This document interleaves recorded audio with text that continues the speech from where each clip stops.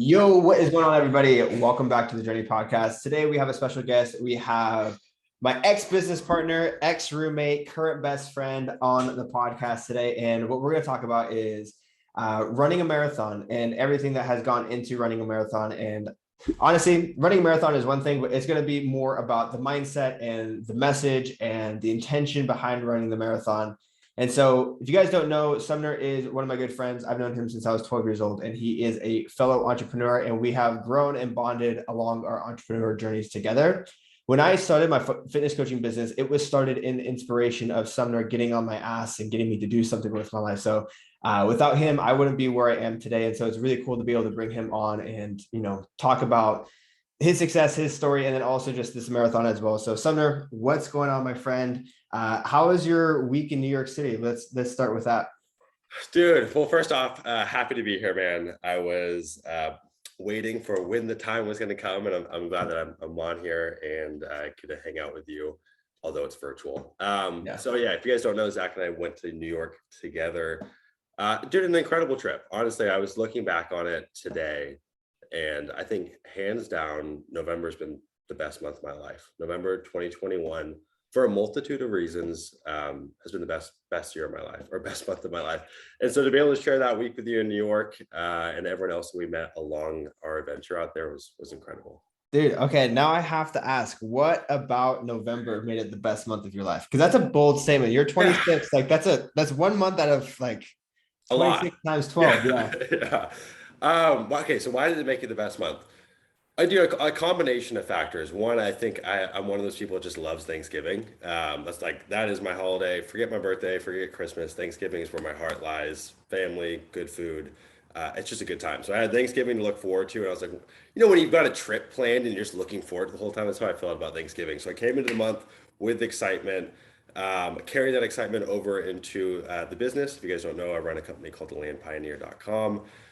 Biggest month we've ever had by a pretty big stretch, which I did not expect at all. Like typically, quarter four for what we sell, which is land, slow. Like most people aren't Christmas shopping for land. So I figured things are going to be pretty slow.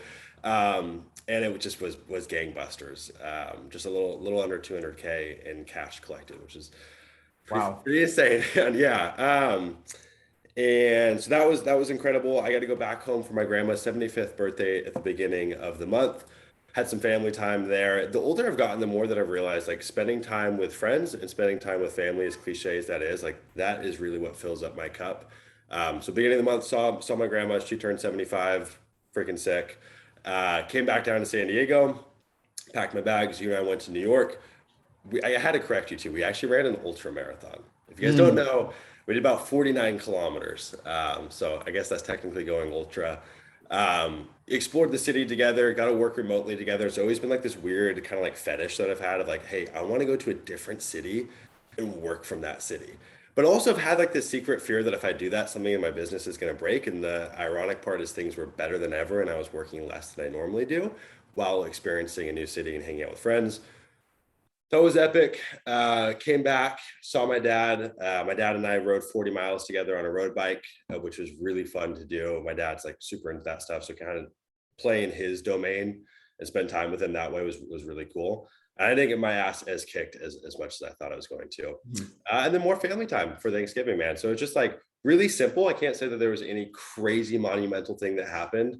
It was just a lot of like the good stuff, right? The simple bare necessities. Yeah, which is really awesome to point out, because obviously you had a huge month in your business. You did 200K. Like that's fucking insane in and of itself. But the things that you counted off that really made you happy were all free things. Yeah. Other than travel costs, but seeing your family, getting physical, just taking what you do on a day-to-day basis and putting it in a different environment.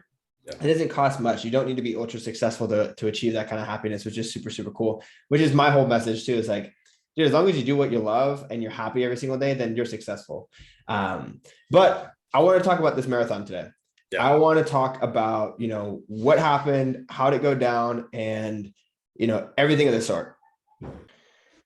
So just to give you guys some context, Sumner and we both ran an ultra marathon last week in New York City. And before that, we had never run before. We decided that we were going to run this marathon about 2 weeks prior when we, booked the trip. And we could talk about that story too. But essentially, we ran this marathon full grit, no skill. And so, Sumner, I'd love for you to just walk us through the entire process of like, when we decided to book the marathon or like decide that we're going to run a marathon, what the training looked like, and then all the way up until the actual event of like what was going through our minds like during that process.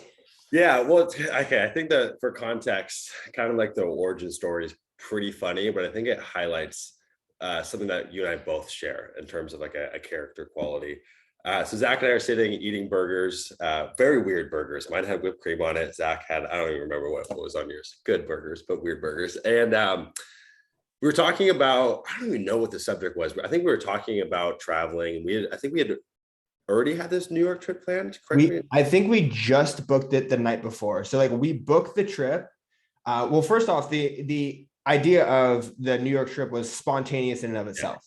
Yeah. I was kind of moody. I was like, you know what? I just need to change my environment.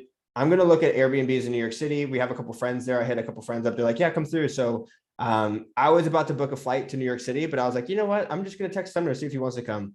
Lo and behold, Sumner was down. And so we booked it literally that night. And then the next day we went to grab burgers, which is where I'll let you. So we're eating burgers. New York trip is planned. We're spitballing like, hey, what do we want to do while we're out there?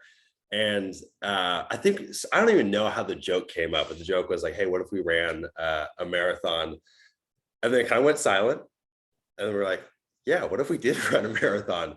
And I think that here's the character quality that I find interesting about you and I, and not to toot our own horns by any means, but like, I feel like you and I are curious enough to say yes to things where most folks wouldn't, like booking a spontaneous trip. And one of the things that I felt with booking the trip and you felt with booking the trip, and this is anytime you have travel plans, it always seems inconvenient, right? You're like, shit, I have the stuff I could be doing at home. I got a lot going on. It seems inconvenient. Running a marathon seems inconvenient. But just, saying yes to something and then committing to it, right? And like that happened just like that, where some people would hem and they would pros, cons list. We just kind of, yes, we're going to do it. And that was about 2.5 weeks prior. For you guys that don't know, Zach and I like lifting weights. We are by no means endurance people at all. And the training started. We had, some friends that kind of gave us some basic advice, but essentially the only advice that we really knew is, hey, let's just start running like tomorrow. And so I think, a few days later, we had our first run, and that first run was 10 miles. Right. Which I think is also interesting. We didn't just start soft. We didn't go, hey, let's run like a 5K. We jumped in, we hit 10 miles. It was a doozy. I mean, how'd you feel with those 10 miles? It was hard. What was so funny is we decided that we were going to run this marathon without telling anybody. And just for context, like Sumner was saying, I think the last time I ever ran was a 1 miler about 3 years prior. Like 3 years before was the last time I ever ran. And so we were like, okay, cool. We're going to do this. And we're just going to go for it. And so we're like 10 miles. Cool. Go off the bat. We put it up on Instagram, and the only advice that we got was literally warnings from people who had experience telling us that we're stupid. Yeah. Yes, essentially. I mean, what I didn't realize too is like upon doing a little more research on Google, most folks take about 6 months. Like if you're an untrained individual, it's about 6 months to ramp up. Usually you're going to do a 5K if you're really out of shape, but usually you'll start with a half marathon, then hit a marathon in about a 6-month window. That's the moment that I knew that we were going to be in a lot of pain. Yeah. And so that's the interesting thing, right? And, we'll touch on this later. But one of the things that I really took away about this experience, was like, dude, I think we're so quick to label, right? Like, oh, fuck, this is going to be painful, therefore it's going to be bad. Like I knew it was going to be painful, but it's just kind of reframing it. Like it's going to be painful and I'm just going to watch myself from a third party perspective, and Sumner is going to be in pain, or my body's going to be in pain, but I can separate from that. And so, yeah, I was just kind of like accepting that, this is going to hurt a little bit. And that's okay. That's neither good nor bad. And so anyways, we hit that 10-mile run. The funny thing is, like, I think you showed up in Vans. I'm running like these blown out shoes from like 2.5 years ago that my ex-girlfriend's brother gave to me. Like, it's just, we're so ill prepared. I went and bought us these arm straps from CVS. Zach's got a pink arm strap on. They barely even fit us. So we run down, if you guys are familiar with San Diego, we run down the boardwalk in Pacific Beach, and then we started in La Jolla and then ran back to La Jolla. Was tough, but not like excruciating. And so at that point, I actually think I had more confidence in us, right? I thought 10 miles, we did it pretty easily. It shouldn't be too difficult to run like 26.2. One of the things that I discovered just from some people that had given us advice was, yeah, look, it's not linear, right? Like 10 miles, 20 miles, 30 miles, different kind of pain at each level. And we'll touch on that a little bit too, what happens when you get to that point. But yeah, that's how we started. It was 10 miles out the gate, and that was about 48 hours later, I think. Yeah. And I will say my experience with 10 miles was a little bit different than Sumner's experience. I ran it in flat soled shoes. It was literally, I ran 10 miles in Vans out the gate. I was so sore by the end of the run that my forearms, literally the muscles in my forearms were sore from holding my wrists up, because when you run and your elbows are bent at a 95, like a 90-degree angle, Yeah. my forearms were sore from holding my wrists up. And by the time I woke up the next morning, the back of my hamstrings were so sore. My knees hurt so much that I was like, I'm now more nervous for my next run than I've ever been. Like, there is like a little bit of fear going into that next run, because I was like, dude, I literally just got so wrecked. Never been wrecked like that before in my life. And so like after that first run, I was like, oh, we should take this a little bit more seriously. But at the same time, we only have 2 weeks to prep, which also put a little bit of pressure on us. But like you were talking about with the whole pain thing, I was looking forward to it, because I was like, okay, this is going to suck. This is going to hurt. But like, that's why we're doing it. Like it's the challenge. It's going to be fun. It's going into that pain zone. That's going to be fun. So after the first 10-mile run, I remember you actually left. We did a couple runs together, small runs. You left. I did a couple more runs myself. Actually, I've totally forgot That was about our this. only run together. Yeah, that was the only run we did together. By the way, after that first 10-mile run, I got sick. I got extremely, extremely sick. And so I was bedridden for 5 days after that first run. And I was supposed to run one more time. And I was like, all right, cool. There goes literally a whole week of training before this marathon. And so I got even less training than Sumner did. But what happened next? We did a couple more runs, but like real small runs. Like, one of the interesting things that I learned, I think it's like just kind of poetic for everything else in life, is that so we hit that 10-miler out the gate. I felt pretty confident. You had a different experience, but like for me, I was like, this is gonna be easy. And then I went back home. So I drove up to Monterey, I think a few days later, and I pull into Monterey after like a 7-hour drive from San Diego. And I'm like, fuck, I don't want to run right now. But I knew like clock's ticking. You gotta go put your feet out there and get some movement in. So I go and do my second run. This one was solo. And I think I hit 6 miles. Yeah, it's 6 miles, maybe 7 miles, like somewhere in that window. And I was just defeated, man. Like, it wasn't fun doing it by myself. I didn't have, like, when I got low, there was no one there to pick me up, and vice versa. That's one of the things I learned on this run, was that like, we would ping pong each other, right? When one of us was starting to fall, it's like, hey, you know what? Let's keep going. And so not having that was way more difficult. So I hit that little like 7-miler, 6-miler, and then a couple of days later, I did like a 4-miler, and that was it, right? That was the only. I got 2 solo runs in. Yeah, I think after my first 10-mile run, I got sick, wasn't able to run at all. The first run back, I did 5 miles, and that was more brutal than the 10-miler. I think it was because I was so sore, and because I was alone, I was just like, why am I even out here? Like, why am I doing this? Like, there's just like all the reasons why not to do it came out. And because you have to remember, when we decided that we were running this marathon, we're not running a scheduled event. We just decided that, like, hey, let's just run around the city of Manhattan. Like, that would be kind of a fun idea. And so there's like literally no glory in it whatsoever. Like, people were actually hating on it. Sumner got hate messages of being like, dude, you guys are so stupid. Like there's just no reason for us to do it other than just putting ourselves through the pain. And so that was a really tough day, that 5-mile run. But let's go ahead and skip over to the 15-miler, because it was pretty uneventful. We just did a couple like small runs until two runs each. I think about maybe you got another one, but I think it's 2. No, I only got one. Oh wait, I did 110, then 115. Okay, I did a 10, a 6, and like a 4. Yeah. Okay. So then, but then we did the 15. The 15 was another wake up call. And this one we did with a group of people. We started with 4 guys. We went out with a friend of mine, Jake Weber, who's in PTBI. We also went out with a friend, Wyatt Wormager, who we actually just left them in the dust. Like they didn't finish with us. We started with them, did not finish with them. But tell me about the 15-mile run. What was that like?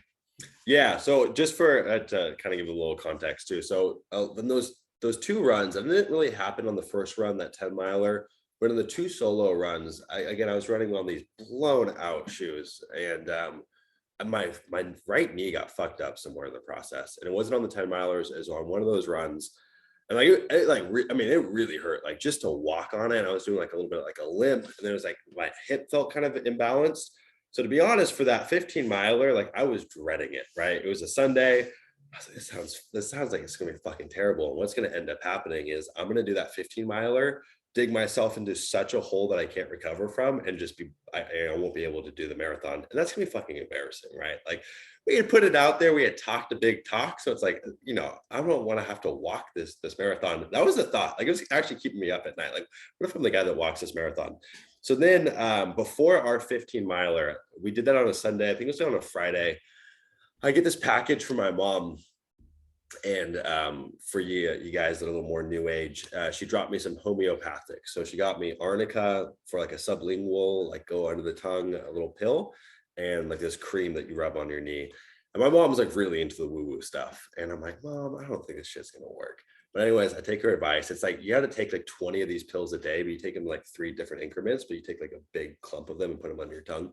So I do that leading up. And dude, I kid you not, on Sunday, my knee hurt, but it was like a game changer. It's probably like 50% better. And we also, leading up to that 15 miler, Zach and I, although we are very frugal, we decided, you know what, let's go buy some real running shoes. So we pick up some real running shoes, and yeah, man, we're stoked. Here's another thing, and I'm gonna be fully transparent. The night before, I stayed out way too late, drank, like did not set myself up for success on that level. But we get out there at 10 a.m. We start at the very south end of the boardwalk, and what was it, 4 of us all together? Mm-hmm. Yeah, 4 of us all together. The 2 other guys that were with us, super athletic. But what was interesting is one of the things that Zach and I had kind of picked up just from our little bit of running, what we gleaned away is pacing is everything, right? Like, and I think this is applicable in so many other areas of our life. Like, just be the water faucet that just drips every day. Drip, drip, drip, drip. You don't have to be like this gushing fire hydrant. Those boys wanted to go. They wanted to go fast. And Zach and I are over here like really old man, like 10 mile, maybe 11 minute pace for a mile, taking it really slow. The 15 miles was actually a breeze. It was a pretty big confidence boost. The first 10 miles we came out of the gate running super, super. I didn't feel fatigued. My knee didn't hurt. This time we had brought some like kind of intra run nutrition with us. We got these little goo packets. I think it's just like maltodextrin or something like that. Just like some really quick digesting sugar. So we're hitting those on the run. We hydrated, and we had kind of geared up on some electrolytes prior. So we're just playing it a little smarter than we had in the past, and taking it a little more seriously. So those first 10 miles felt good. We got this big confidence boost, at least I did, where I was like, dude, let's go for 20. Let's go for 20. And I was pretty committed to the concept that we could hit 20, and then we started to backslide, right? And so that's the interesting thing that everyone had warned us about, is that, like, again, it's not linear. And so once we got to like mile 12, mile 13, it was a doozy. And one of the things they talk about in running is like this, or really any endurance sport, is like this concept of bonking. And it's when you hit a wall, right? Like you get this big endorphin release when like you're in it, and then you kind of go on the backside of that, right? So you get this big high, then you kind of fall off of that. You've just drained all your glycogen. You're probably dehydrated. And we started to feel that kind of creep up on us. And dude, it's a weird feeling. It's a really, really weird feeling. So we're coming back, 13-mile mark, just about on the boardwalk.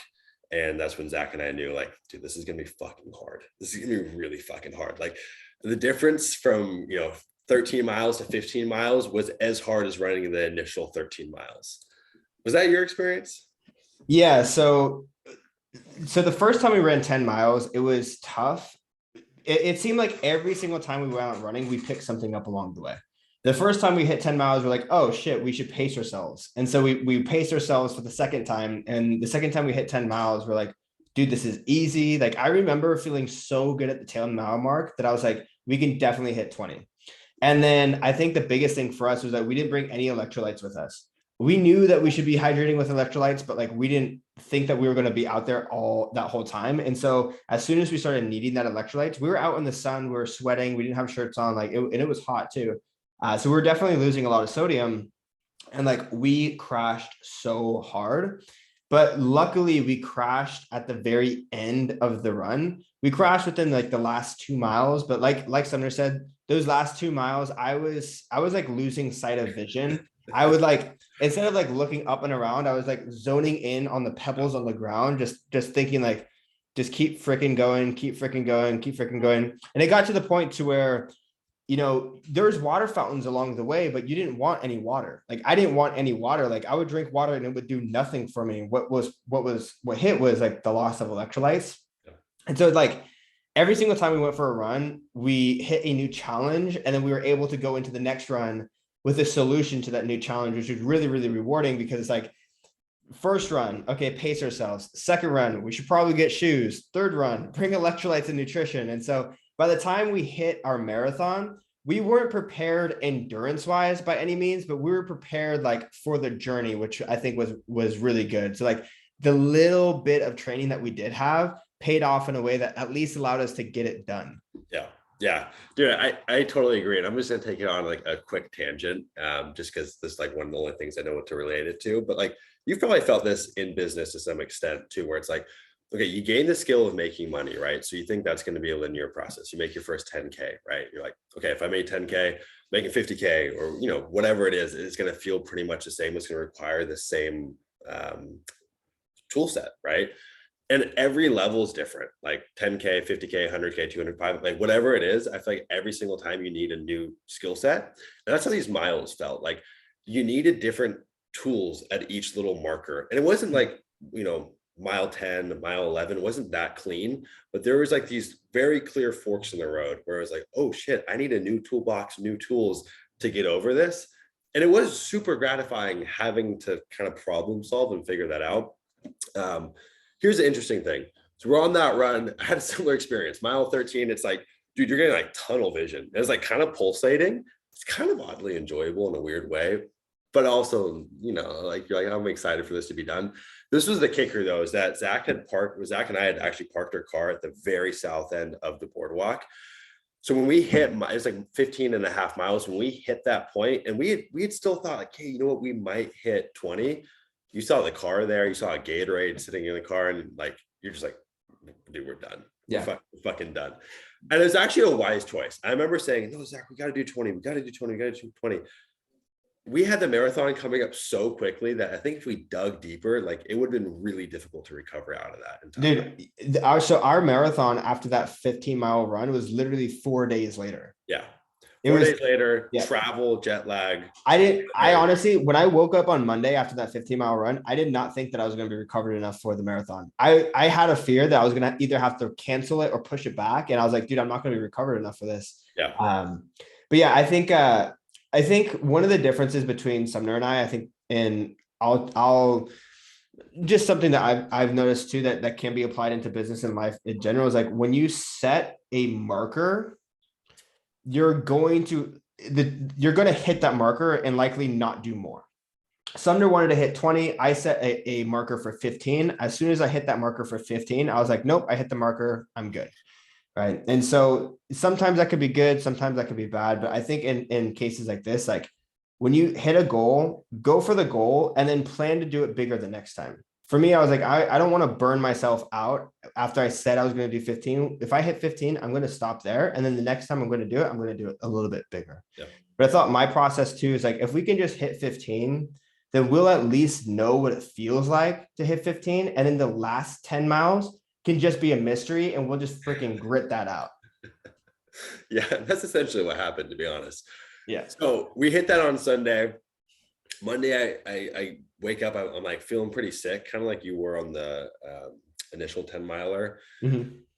And again, I think like I don't think either of us had talked about it, but I think we both had like this mutual feeling of like, oh, fuck, dude, it's going to be embarrassing if something goes wrong and throws a wrench in this.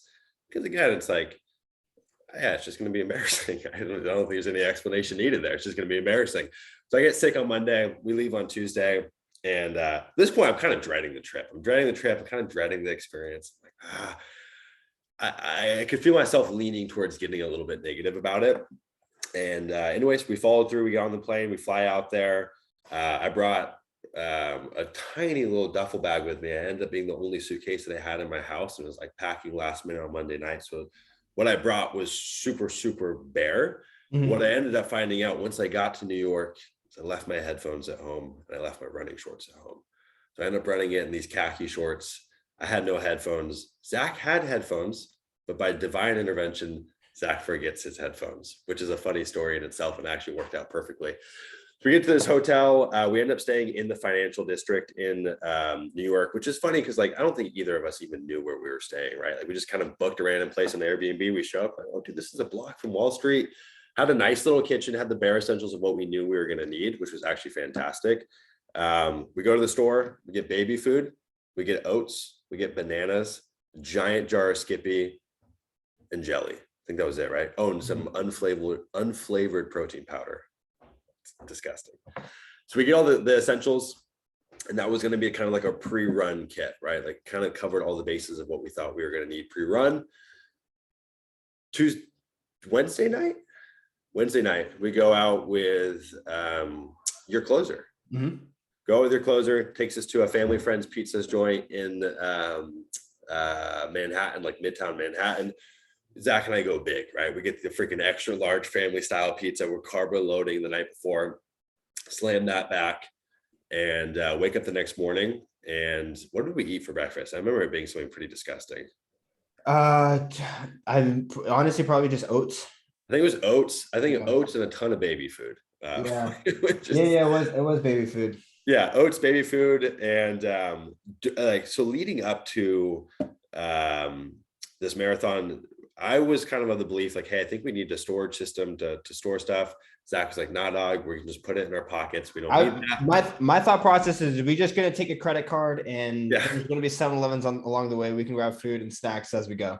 So we ended up meeting in the middle, and we go to an REI in New York City, get a little fanny pack, super small fanny pack. Like you can fit a phone and a few other bits and pieces in it. So that's all we brought with us. So we slam on Tuesday morning, we slam our pre-run kit. This was the funny thing. So Zach and I had all these intentions, right? Dude, we're going to get up early. We're going to hit it super, super early. But we wake up and we're just slamming back this food after eating. I'm not kidding. The pizza that we ate that night before, which I did finish, I don't know if you finished yours, was giant, dude. Slam back pizza. We wake up in the morning. I'm like, dude, the last thing I want to do is eat right now. It sounds disgusting, but we make this massive bowl of oatmeal and baby food and Skippy peanut butter. We eat that, and I remember at least for me, I was like, there's no way I could run right now. I need some time to digest. We ended up getting on the run starting at about 9 a.m. Yeah, about 9. So if you guys don't know too, the way Manhattan's laid out, financial districts like at the very bottom end of Manhattan. So it's kind of like on like the southeastern portion of Manhattan. And so Zach and I's initial plan was, hey, we're going to run the exact layout of the New York Marathon. Unbeknownst to us, it actually happened a week prior. So we were like on the coattails of the New York Marathon. There was still like signage up for the marathon and stuff like that when we got there. And what we found out is it goes over a ton of bridges. It's a huge course. It goes like Coney Island and it goes across all these bridges. You actually can't run on a lot of those bridges. They like close them off for the marathon. So then I think was it the night before? We're like rerouting it. We're like, okay, trying to figure out how can we fit in 26.2 miles on this little island? And it worked out pretty cleanly. So what we did is we started on the southeastern end. Like, hey, we're going to run essentially around the perimeter. So we ran up the west end. Plan was go up to the Bronx. At least we thought we were going to go up to the Bronx. Cut down the middle, lap Central Park. I thought Central Park's pretty small, right? Yeah. It's fucking ginormous. We're going to lap Central Park, and then we're going to cut across and run on the east side. Kind of just assumed like there must be bike paths along the perimeter. And yeah, we had a few wrenches along the way. Before we dive into what happened, any pieces you want to add in that I missed? No, I mean you hit the nail on the head. I think we were really excited to see all the boroughs, but when we realized that majority of the path for the New York Marathon is on blocks, that was essentially like the bane to our entire experience was like the blocks. And so last minute we decided to change paths. It worked out really perfectly. The mileage came out perfectly. But yeah, I mean, that was pretty smooth, just making sure that we were prepped. And here's the thing, the nights before and the morning of, you kind of just have to surrender. And this is actually something I experienced with when I race mountain bikes too, because I used to race mountain bikes. I used to do endurance cross-country bike racing. There's a lot of anxiety about race day. And the morning I woke up for the marathon, I felt that same anxiety, but you just have to surrender that the work that you've put in is the work that you've put in, and you're not going to get anything else out of it. And so like, you just have to show up with what you're prepared to do and like give it your absolute best shot and go from there. So the morning of the marathon, I pretty much just surrendered and be like, all right, this is it. We're going to go and we're just going to see what happens. You kind of just have to like let go of any sort of emotions tied up into the anxiety of doing it. You just have to show up as your best self, because all the work that you could have done, it's too late. You can't do it like it's too late. Like your race legs are your race legs. Yeah. But dude, I remember that feeling of letting go. And it was a good feeling. Like we're bumping music, we're like scared, but also super excited at the same time. And so waking up, the energy was pretty high. Dude, that breakfast was just so disgusting. I just got to comment on it. I just remember that fucking gross. Anyways, we leave about 9 a.m.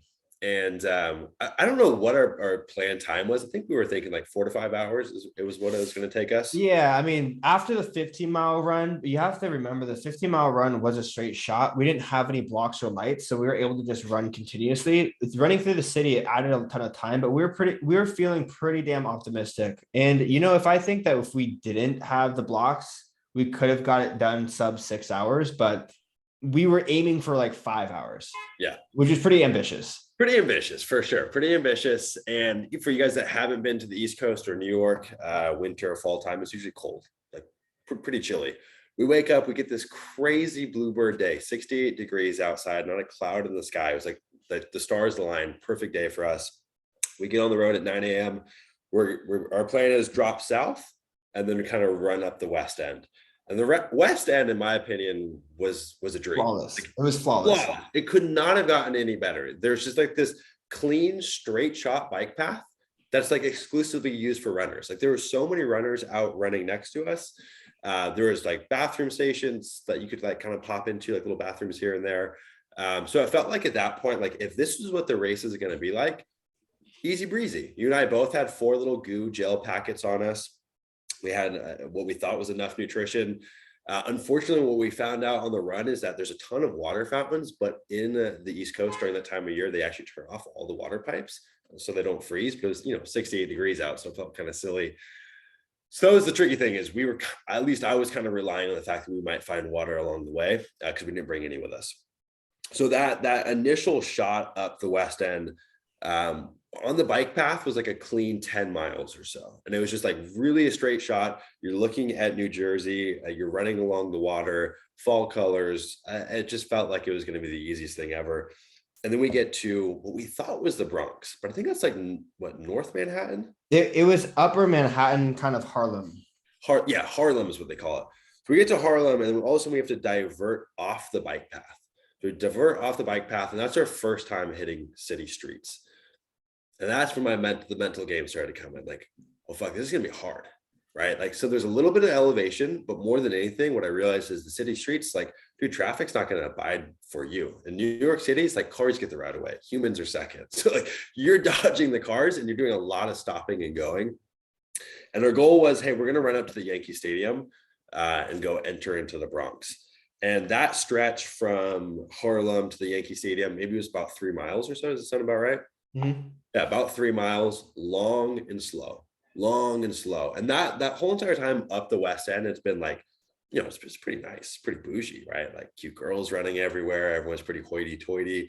You get to Harlem, like this is a different scene. I mean, there's people, I don't even know what the hell they're doing. Everyone's outside doing something that seems highly unproductive, like fucking bumping rap music, waxing their wheels or something on their car. Like it's just kind of the cliche of what you'd expect in the hood of New York.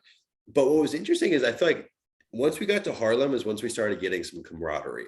Running on that west end of the bike path, we were just another runner. There was dozens, hundreds out there maybe. So we kind of fit in. All of a sudden we hit Harlem. It's two shirtless white dudes who look exhausted are running through a place where you probably don't find very many runners hitting those city streets. And we're starting to get some cheering, right? We're starting to get like some kids cheering us on, some people kind of like giving us looks, clapping, hooting, hollering. And I remember that kind of raising our spirits a bit. And that felt pretty good. At that point, you and I, kind of the way I framed this race is looking at, hey, when were we hitting our goos, which are like the gel packets? At that point, I think I had hit 2 goos. So I had 2 left in reserves. Like those were like my lifelines. I had 2 more left. I think you'd hit 1, or had you hit 2 at that point? I think I hit 2. I think you'd hit 2. So we're 50% of the way through our goos. Well, I'm gonna shut the door to that noise. Sorry. Okay, so we're 50% through our goos. We're about 12 miles in or so. And we're running towards the Yankee Stadium. And at this point, we're like, it goes from city streets to like kind of running on the freeway. Do you remember like the weird little? Yeah, we were literally like running on like bridges. Yeah. Like we're like bridge with intersections. It was not meant for pedestrians whatsoever. Yeah, you didn't see anyone walking out there. It's like not where you'd want to be hanging out as a runner. So we're running there, and our thought was, hey, you know what? We're going to go hit the Yankee Stadium. It's almost a halfway point. At that point, you're like almost 13 miles in, I think. We're going to take a break, take a quick picture at the Yankee Stadium, grab some food. We roll up to the Yankee Stadium. It's a goddamn ghost town out there. I mean, there's not jack shit. There's like a parking lot. There's no people in it. The Yankee Stadium is desolate. And for me, that's when the hunger started to kick in. I'm like, dude, these little goos, they're about 120 calories each. They're not doing anything. And to be quite frank, they actually taste disgusting at that point. Like, it's just so sweet. It's really like, we hit the Yankee Stadium, like, you know what, let's take it like a 30-second break, snap a quick pick, and we're out of here. Like, let's go find some food. We run back into like Harlem area.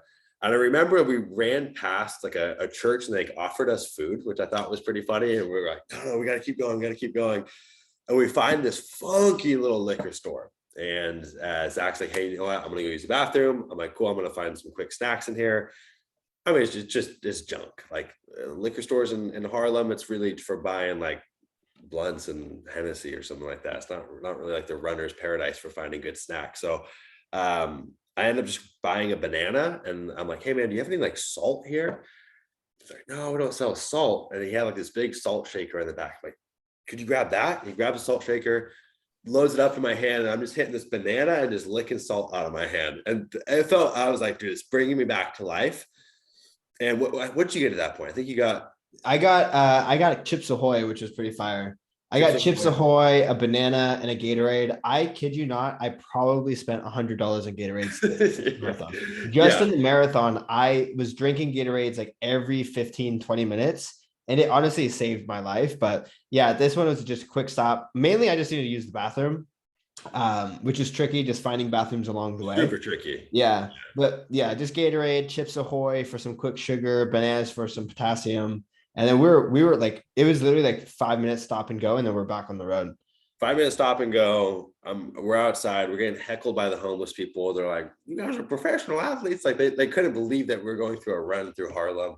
We're slamming the banana, hit the Gatorade. We're back to it. Now this plan from this point is like, hey, we're going to cut just straightly down Manhattan. And we're going to go hit Central Park. And at that point, we had a friend who was going to meet us in Central Park. So that was going to be like our quick reprieve, right? We're going to hit Central Park. That'll give us like probably 5 minutes of rest or so in Central Park. And he was meeting us pretty much like smack dab in the middle of Central Park. Mm-hmm. Like, you know, it shouldn't take us that long to get to him. I think from Harlem to Central Park probably took us about an hour to get to the middle of Central Park. Yeah, it took a very long time. The thing is, like, it was a straight shot. So if you're in New York City, there's a stream of buildings called Billionaires Row, which is essentially just like super high luxury residential apartment buildings, and you can see them from where we were at the very end of the Manhattan Island, like just a speck on the skyline. And we were like, okay, we have to run there. And so it took us a long time strictly because of the stop and go. And by this point, we're about 15 miles into the run. And so this is like the farthest we had ever run before. Yep. And our bodies were starting to break down and get tired. And so the stop and goes were just killing us. At this point, our form was deteriorating. Like we weren't running with good form anymore. I remember that most of my running was my shoulders picking my body up for momentum. I was using more of my shoulders to swing momentum and get my foot. And like every time we would step off the curb and step onto a nerd curb, dude, it was like I felt very vulnerable for injury because our bodies were that beaten down at that point. And so we knew we just had a long shot of stop and go on these blocks. But as soon as we hit Central Park, we got a good reprieve because it was a good long stretch of mileage that we can get in without any stopping and going. And so we were able to kind of like make up some time there, which is great. Yeah. What I noticed too is like once we started going closer to Midtown, it's like the traffic got more and more intense. And so that slowed us down. But at that, like once we kind of were eclipsing the 15-mile mark, I remember getting like a second wind. I felt pretty confident. I had that banana, I had the salt. And I was feeling, you know what, I think this is going to be a breeze. Now, this somewhere along this point is when Zach starts whispering in my ear, let's do 30.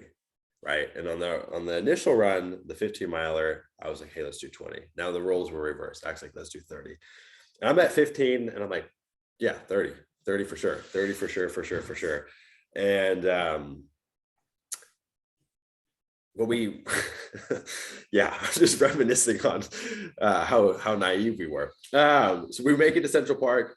At that point, I mean, I felt like I was on like hallucinogenics or something like that. Like running through Central Park, the way the light was hitting the leaves, the color, the fatigue, it was just like overwhelming. It's beautiful. Finally, we're just kind of running in a straight, clean path. And that's when like the pacing starts to come in. That's one of the things I learned on this run. Zach's really good at pacing. And I think that's applicable to other things that you do in life. Of just being able to like, just to keep that same pace and manage energy in a really clean way. And so once we get to Central Park, I'm like, I kind of want to go fast. And Zach's like, hey, dude, taper it back. And so like, we're just matching a really, really clean pace. We're probably running like an 11 or 12 minute pace at that point. We stop at a hot dog stand, get more Gatorade, right? Let's add to the Gatorade fun. One of the things that I realized too, is that like, once we got deeper into this run, my taste for sweet food just fell off. Like I wanted nothing sweet, but it was the only thing that we could find. It was like the only way to get quick carbs in. So we're just guzzling Gatorades, hitting these goos. At that point, I hit my third goo. And getting from the northern end of Central Park down to like the middle brought us to about 19 miles. So when we met up with our buddy in Central Park, we were at about 19 miles. And that's where it started to backslide. So when I bought my running shoes, I remember the guy gave me a quick running lesson. He like looked at my running form, asked me what I was running for. I said, hey, I'm doing a marathon. He says, do you know what bonking is? I said, yeah, I think I've heard my dad talk about bonking before. Like, I'm kind of excited to experience it. He's like, don't say that. It's like, bonking is not something to fuck around with. He's like, if you don't, you're not going to be excited when it happens. And he gave me like a little bit of a kind of inside scoop on what to look out for, what the signs are, and then what to do when it happens. I remember at mile 19, it started to creep up. And we met up with our friend. He brought his camera out there. He's going to take some pictures. Again, Zach and I are going to take like 5 minutes of rest. We were going to do some laps around Central Park, and he was going to grab some photos. And I remember both Zach and I were like, one, I don't want to rest. I want to get this thing done with. Like the joy was starting to get sucked out pretty quickly. And two, Central Park is ginormous. Central Park is so big. There's no way we're going to run laps around Central Park. So we met up with our friend. I mean, yeah, it probably lasted about 5 minutes, but we didn't even really pause. We were just running and he was taking pictures. And they were like, dude, we're going to meet you later. And the meeting point that we'd set was the Brooklyn Bridge, which would bring us to a clean 30 miles. So at that point, 30 miles, we're not running a marathon anymore. We're doing what they call an ultra. And an ultra really is anything over 26.2 miles, but really like the next step up is about 50 kilometers or so, which is like right around 30 miles. So with our experience on the west side, we think, you know what, we're going to cut east and we're going to find a nice running path that's going to be pretty straightforward. We'll just do a straight shot. Dude, Zach and I end up getting so lost. This is where hell begins. So like we didn't realize it. And this happened multiple times on this journey. I thought hell started when we were running back from the Yankee Stadium to Central Park. I was like, this is hell. And then we got to Central Park. I'm like, oh, this isn't so bad. And then like we went through hell And then we went through another hell, and then we went deeper into hell. And there, like every single time I was like, as soon as I thought hell was over, like we didn't even realize like it was just beginning. Yeah. Central Park, going through the park was amazing. That was probably the highlight of the whole trip. But what got us stuck was that we had a friend that was coming up to take pictures, and we were like, this is a once in a lifetime opportunity. We're out here running a marathon in New York City, like Central Park. Like let's really make sure that we get some content out of this. And he took really amazing photos. Like the photos that came out were really, really awesome. But the process of getting those photos was a pain in the ass because one, we had to wait for him, which we got cold. And then second, he's not running with us. He's just taking still shots. So we literally had to run up and down this hill like 5 or 6 times. And we were so exhausted. Again, I'm picking up my shoulders to do these runs. And you can see in the photos, like my legs, I don't even have any spread. And my shoulders are up to my ears. So like that was kind of annoying just for the process of getting photos. But like I mentioned, very, very thankful that we were able to get them. Yeah. But then very quickly we were like, all right, we got to go. We'll meet you at the Brooklyn Bridge. He'll subway down at the Brooklyn Bridge. We'll meet you there. So after that, we got running, and the plan was to cross over from Central Park over to the east side. And we're not New York locals. We've been to the city a couple times, but we've never gone on runs in the city. And so we had assumed the east side was going to have a bike path just like the west side had. Had the east side had a bike path, we would have been smooth sailing. I swear we probably could have got 35 to 40 miles. That was not the case. It was stop and go all the way up until we got to the east side, in which when we got to the east side, we're like, okay, cool. We're golden. As soon as we got there, we realized there's no bike path. It's just a freeway. And we're like, oh my God, we can't run on the freeway. Like we're not going to run down the freeway. So we had to stay in the suburbs for a little bit and run down again, the east side, stop and go. And so literally from the moment we hit the Yankee Stadium all the way back until almost the very end, it was pretty much stop and go on every block. And remember, our biggest like pain was curbs. Yeah. We were in so much pain, we couldn't even get up and off curbs. And I think at this point, myself personally, this is when I started to get really emotional. It's really weird to say that because I feel like I'm a pretty strong guy. I feel like I have a lot of grit. I feel like I have a lot of drive, but I got really emotional on this run because I just wanted it to be over.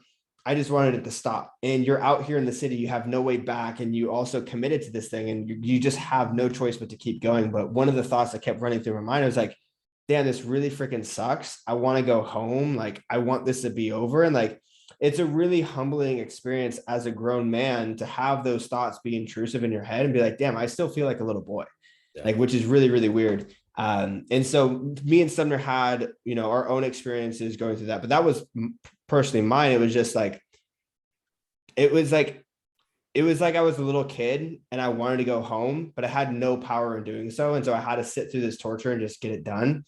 But that lasted, I would say, from the east side down until we got to the Washington Bridge. I think it's the Washington Bridge. I get the bridges all mixed up, but it was the 2 bridges before the Brooklyn Bridge.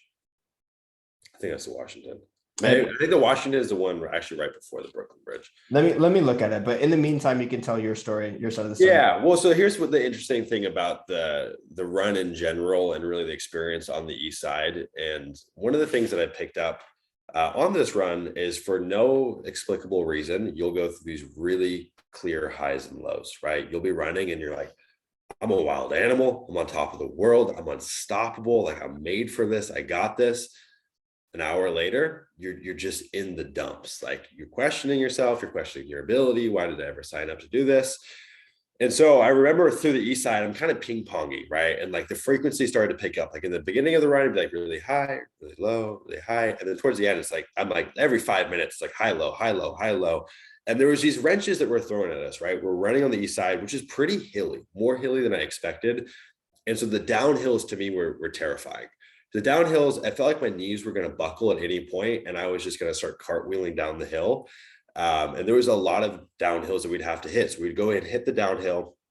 We'd be heading east. We're thinking, hey, we're going to go link up on the bike path.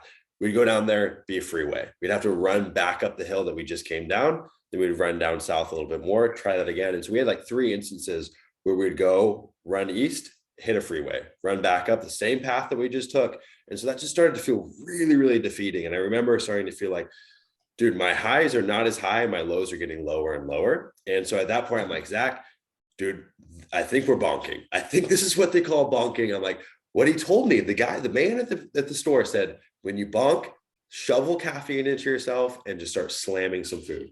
So we run into like this actually really nice market, like the nicest market we had stepped foot in all day. Zach and I are like, we just feel so out of place. You're like sweaty, uncomfortable. Your eyes are bugging out. You look like death. There's like, family shopping in this nice little bougie Manhattan grocery store. I remember I grab a Cliff Bar, I grab a Celsius. I think you grabbed pretty much the same thing. Yeah, I grabbed a Cliff Bar and a C4. C4. I'm like, okay, that's going to set us straight. We eat it, we slam the drinks, and I remember feeling so good. I'm like, dude, I'm back on, right? And that little boost lasted from, I'm not kidding, about 5 minutes. Yeah. It was like, I will say, I remember the moment I put the Cliff Bar in my mouth and I let it hit my stomach, and it literally felt like a shredding machine, just shredded up the calories and it was gone. Yeah. That was the like real food we had. Yeah. The Cliff Bar literally lasted like maybe a minute of like satisfaction. And I was like, I'm hungry again. Yeah. The same thing with the caffeine, right? Like you're just getting so worn out and tired. Hit the caffeine, it's like you get this big spike. What I realized is we probably should have doubled up, like 2 energy drinks, 2 Cliff Bars. It should have just been a little more heightened. And I think one of the things we didn't understand leading up into this is, dude, you're going to burn a shit ton of calories, and caffeine is definitely going to be a necessity. Mm-hmm. We were running with 400 calories on us. That's all we had. And it's all in the form of disgusting cheap sugar. And so we were ill-equipped in that department. And that's when we realized, fuck, we're hungry. We're really hungry. It's getting cold. Sun's starting to set. We've got friends that have been waiting for us at the Brooklyn Bridge. We've done this stupid commitment to do 30 miles. We were at that point, we're like 3 miles out from hitting marathon, but we're doing 30. So we've got like, essentially 7 more miles to do. And I remember just feeling pretty defeated. Finally, after we hit that grocery store, we make it back onto what is the bike path. The bike path that we had been seeking all along that had been kind of getting intersected by this freeway. Finally, there was an opening. We get on the bike path.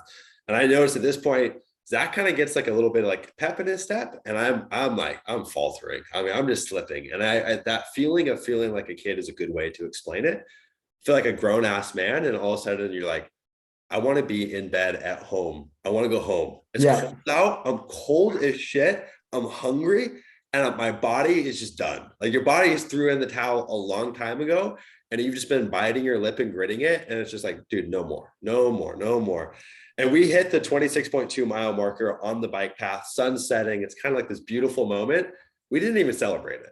We just knew 4 more miles. Yep. There was no crowd. There was no Zach and I hoorahing. It was just like, keep going. Yep. Keep going.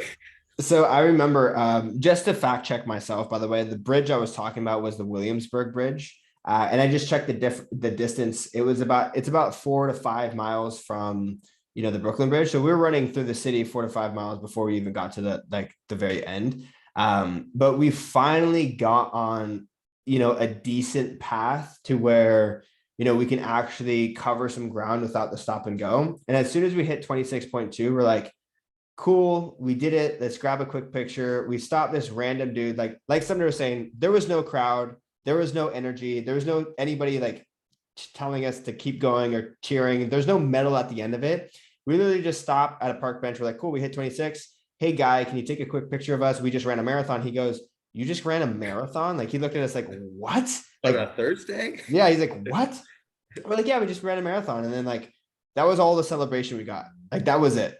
And I posted it up on Instagram, and then we kept running. And at that point, really the only reason why we kept running is because for myself, the only reason why I kept running after 26 was because we weren't home. We weren't home yet. So the job wasn't done. I was not going to get a subway and ride a subway home after doing that. I was going to take myself all the way home. And I did get a little bit of a second wind because I was excited. I'm like, cool. Like, everything we do now is now extra credit. We did what we set out to do. Yeah. And so like, I don't know, I was just excited. Like, and maybe I just got a second win, but yeah. I think you did get a second win. And that goes back to the weird, like just the ping ponging, and it seems unexplainable. I think for me at that point, like whatever like good feeling kind of hormones that I had been getting shot with earlier, like there just was no more in my body. Oh, dude, that was another thing. It literally, by this point, if any of you guys been to a music festival, it felt like a come down. Yeah. It felt like we were on a come down. Like imagine if you guys know I take MDMA, like I've done that. And if you guys go back to a couple episodes, before, you can find lessons that or episodes I've done on MDMA. What we felt at this 26-mile mark was, imagine if you like had a really insane roll and now you're coming down super freaking hard, but you're still at the festival and you have another 3 hours to go. Like that's how it felt. I was like, fun's over. I just want to go home. I want to lay in bed. I want to get warm. That's how it felt. Like it just the worst come down ever. So that's a good way to explain it, honestly. For me, I honestly felt worse than a come down. Like I feel like I'm a pretty darn happy-go-lucky person. Just like my natural set point for happiness, I feel like is decent. I hadn't felt like a real sadness or a depression like that, even beyond a come down in a long time. And it just felt like one of those things where it's just like everything felt meaningless, like any kind of depression. Just like, why am I doing this? It's so stupid. Like you're just kind of just being self-deprecating, and everything kind of felt devoid of meaning. And this is what I find so interesting. So, well, actually two things. One, kind of going back to what Zach had mentioned earlier in this podcast, like the intention that you set, the goal that you set is most likely what you're going to achieve, right? Like we had just designed it so in order for us to finish, even though we had done a marathon, we had to finish at the Brooklyn Bridge. That was it. That was the frame that we had set.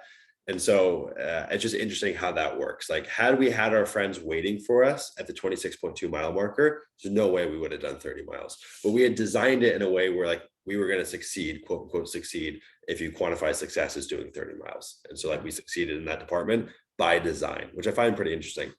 The second point is, I mean, honestly, like those last few miles, there's nothing really that cool to talk about other than the fact that it was fucking shitty. It was shitty. Yeah. Felt sad. It was cold. Like once the sun dropped down, it was just cold. And I'm in like this little like wicker shirt that's like breathable, and like the wind's hitting you. Yeah, you're just chilly. This is what I find so interesting though. So feeling depressed, feeling sad. We meet up with our friends on the Brooklyn Bridge. They had been waiting there for way too long, and shout out to them for being troopers and holding strong and waiting for us and just being a solid group of people. And they gave us some cheer, they gave us some camaraderie, but I remember that didn't even lift our spirits. What lifted our spirits was a $3 pretzel with salt on it. Right. And that's what I find so interesting about us humans is that like, dude, yes, you can build incredible mental fortitude. You can develop yourself, but if you're not meeting the core tenets, you're fighting an uphill battle, right? And a very obvious one in this case was food. The second that food hit my mouth, I'm like, fucking life is great. I felt so good. And I think going back onto why November was a good month, it's like, yeah, dude, core tenets, right? Family, friends, being physical, pushing yourself, having a goal to work towards. That's the simple shit, right? And design your life to where you can have those core tenets involved.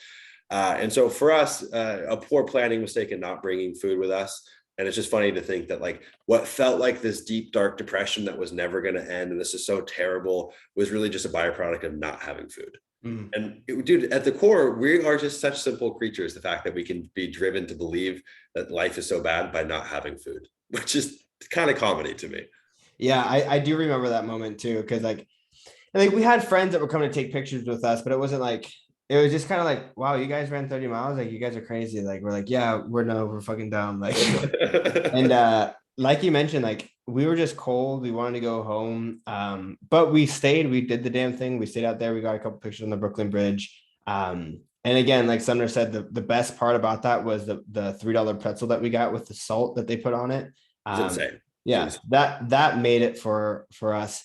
But at that point, we're just like ready to go home. And like, we kind of just stayed out there. We got some food with everybody, went home, and we're like, God damn, we're so glad that's over. But yeah, I remember being at the restaurant, I'm falling asleep, you're dozing off. Again, it's like a really insane come down after music festival, and you're just like, it doesn't even feel like real life. You're just like, what is reality right now? It feels so strange. Like I feel like I just went to war and everybody's just like eating dinner like nothing happened. I was like, what happened? Like, but let's go ahead and wrap things up, skipping ahead until, the next morning, how we felt. Yeah. You know, mind you, this 30-mile run was twice the length and time. By the way, we did it in about 7 hours. It was about like 7 hours and 11 minutes. I personally think that if we didn't have the stop and go through the city, we could have got it 6 hours or sub 6 hours. But mind you, 30 miles was twice the distance that we had ever run before that Sunday. Right. So it was pretty insane to just go out the gate. But waking up the next morning, surprisingly, not as sore as I expected, surprisingly felt really, really great. I Yeah. think both Sumner and I felt good enough to train and go back in the gym, even though we knew, hey, we should probably take a couple of days off and rest up a little bit. But we both felt pretty great. Yeah. So what I will say is that if we were to do it again, we would do it with a better route, probably an event that's actually scheduled and planned so that we could have a straight shot. We would prep our food better. If like I mentioned before, we take something with us on every single run. We learn something a little bit new. I think if we optimize it for a longer distance run, we probably could have hit 35 to 40 miles before we crashed out like we did. Yeah. Yeah. Yeah, I agree. I mean, waking the next morning felt good. Honestly, wasn't really sore. Knee wasn't bugging me. We ended up going out that night and partying, right? Like we really didn't skip a beat. One of the things that neither of us have really talked about, I don't really know if there's any great substance to take away from it, but I'm curious to ask you one nugget, like the kind of like the core rock that you took away from this. Is there one? Did you learn something? Yeah, it's grit over skill. This I think is the biggest thing I took away from it. That if you have grit and you have the ability to just push yourself, that you can overcome a lot of things in life, regardless of whether or not you have skill. Now, will you be the absolute best and most optimal for getting the result? Probably not, but will you get the damn thing done? Absolutely. I remember there was a point in the run where I looked at you and I said, "Hey, Zach is driving right now." Like it really felt like my consciousness had to step into my body and take the driver's seat and be like, no, we are going. Like my body subconsciously just wanted to stop, but like my conscious was like, go, go. And so like I really felt like in control. And that was just pure grit. Like that's not your zoned out autopilot, kind of just strolling kind of run. This is like you're really focused on pushing your body so that you don't stop. And I feel like that is something that I learned is like grit over skill. If you just have grit and the ability to push yourself, you can get a lot of things done regardless of whether or not you have skill. Yeah. Yeah. Yeah, I agree. I think I talked about this with you previously, but really what I gleaned from it is Parkinson's law, right? Like the time that you allot for yourself is the time that you're going to use. And in a lot of cases, sometimes setting a shorter timeline allows for creativity to step in, right? Had we planned 6 months for this, I don't think either of us would have been so solution orientated and like kind of pushing to figure out, hey, how can we actually get better at this? Because we set such a short window, it's like you have to get scrappy, you have to get creative, you kind of have to step outside of the box. I really enjoyed that. And I also think that's super transferable, honestly, to a lot of areas in our life. I mean, there's a gentleman named Peter Thiel who's got this quote that's always stuck out to me. And one of the things that he says is like, hey, take your 10-year vision and what would it look like if you did it in 6 months, right? Kind of crazy. And like in most instances, it probably doesn't work, but I think it's an interesting question to ask yourself. And I feel like we lived out that question in this experience without even realizing it. Wasn't the intention, but like, dude, we did it in 2 weeks of training. That's insane. No, it was awesome. It was awesome. It was definitely really, really awesome. Yeah. Cool. Any final thoughts? Any last words that you want to leave for anyone who's listening? Yeah, I mean, I think we've covered so much ground here. If anyone's made it this far, I mean, kudos to you. I know we talked your ear off. I think for me, another thing that I picked up on is just wanting more of whatever this was, not necessarily directed just towards like endurance activities, but I think I've been so goal orientated in terms of like business that I feel like I've lost sight of what it feels like to have goals outside of that. And it was really fun, man. It really filled up my cup. So I want more of it, however that looks like. I agree. I'm honestly surprised by how quickly I'm already thinking about the next thing. And it was a lot of fun. You just don't ever get that kind of zone and pain through strength training.